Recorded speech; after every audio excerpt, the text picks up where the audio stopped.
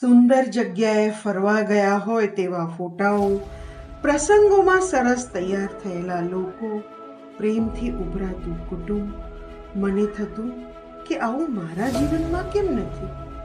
જો સોનલ, લોકોનું જીવન કેટલું સરસ છે અને તું તો સાવ બોરિંગ જીવન જીવી રહી છો. હેલો મિત્રો, કેમ છો? હું છું સોનલ. મારી વાત પોડકાસ્ટમાં આપ સૌનું સ્વાગત છે. મારી વાત પોડકાસ્ટ એ મારી, તમારી અને આપણા સૌની વાતોથી આપણને એકબીજા સાથે જોડતી સફર છે. શરૂઆતની મારી વાતથી જ તમે સમજી ગયા હશો કે આવી પરિસ્થિતિ સોશિયલ મીડિયા પર આંટો મારતા થાય.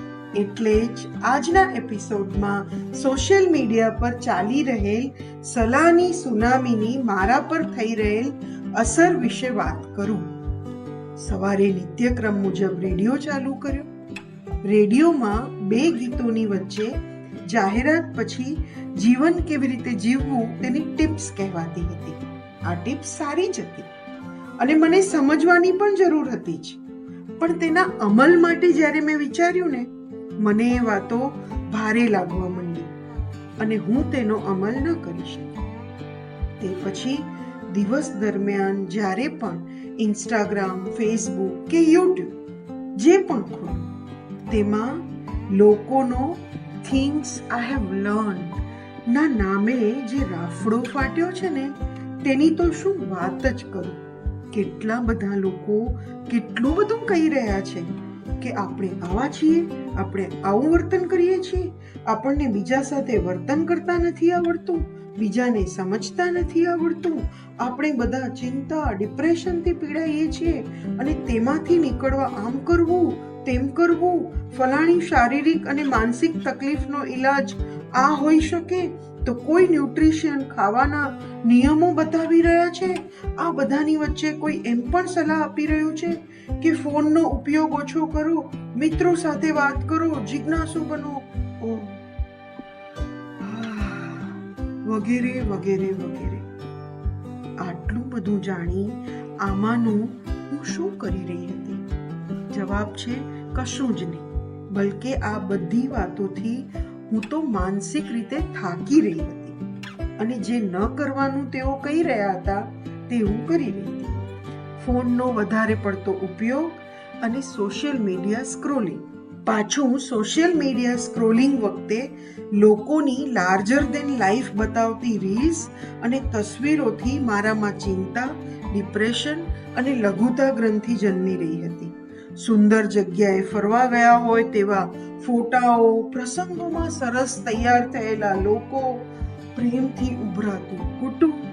મને થતું આવું મારા જીવનમાં કેમ નથી? જો સોનલ, લોકોનું જીવન કેટલું સરસ છે અને તું તો સાવ બોરિંગ જીવન જીવી રહી છો. મિત્રો, આ પરિસ્થિતિથી કંટાળી મને જૂના દિવસો યાદ આવવા માંડ્યા. ભણતી વખતે, કામ કરતી વખતે કેટલી સહજતાથી હું લોકોને મળતી હતી, ખૂબ વંચાતું હતું, સેમિનાર વગેરેમાં જોડાઈ કેટલા નવા દ્રષ્ટિકોણ જાણવા મળતા હતા ને એમાંથી કેટલા બધા મિત્રો સાથે સંબંધો બંધાયેલા. એમાંના અમુક તો હજી સુધી સચવાયેલા છે. અત્યારે બધા માત્ર મોબાઈલ કે લેપટોપની એક કી દબાવું ને એટલા જ છેટા છે. છતાંય એ અંતર માઇલોનું લાગે છે.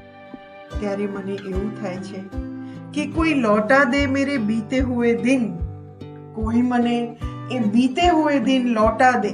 ત્યાં સુધી આ સુનામીથી બચવા મેં મારા ફોનમાંથી ફેસબુક અને ઇન્સ્ટાગ્રામનું એપ કાઢી નાખ્યું છે અને તે હું હવે જ્યારે લેપટોપ ઓપન કરું ત્યારે જ જોઈ શકું છું.